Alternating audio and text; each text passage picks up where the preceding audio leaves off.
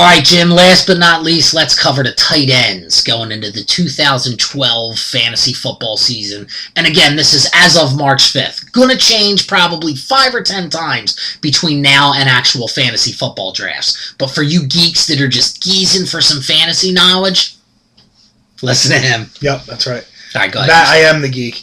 I'll tell you what, my number one tight end, of course, when you look at what happened this year in the NFL, you got to go with Gronkowski as your number one tight end. Although, like I said on the air tonight, when it comes down to it, when the season starts, I will not draft Gronkowski whatsoever in any league.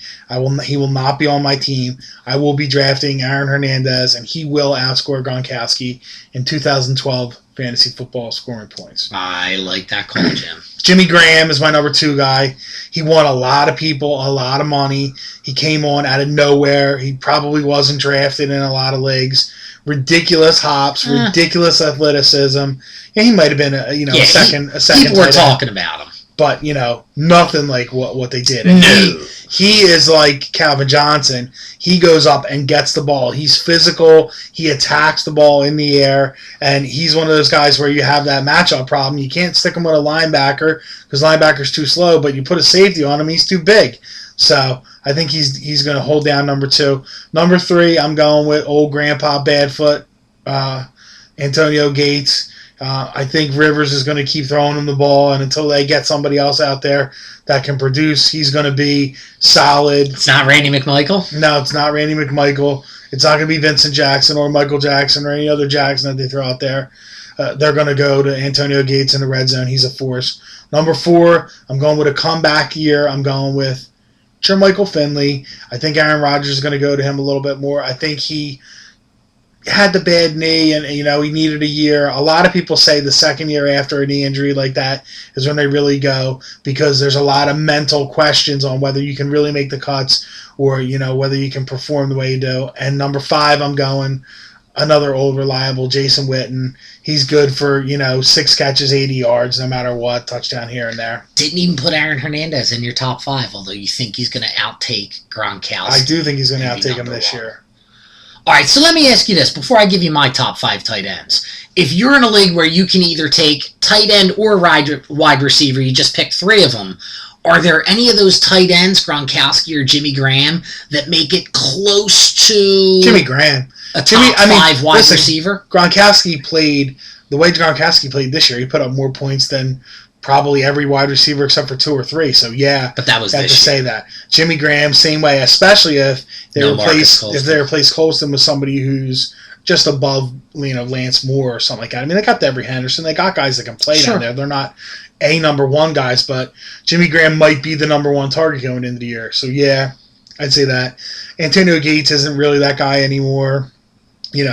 Witten's not that guy anymore, but depending on how it starts out, Finley could be that guy. And like I said, I think the end of 2012, when it's all said and done, number 1 scoring tight end in fantasy football is Aaron Hernandez. Wow.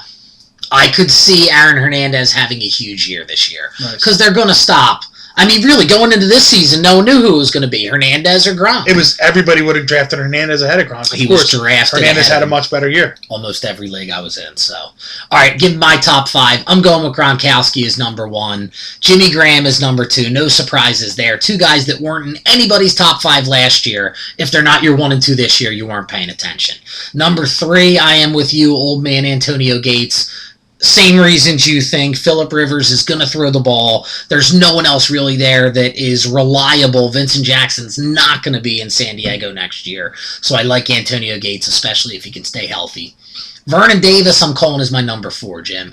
He's a guy who really showed what he can do. He is a beast. He's the fastest tight end in football. I think Jimmy Graham can't hang with Vernon Davis in the 40.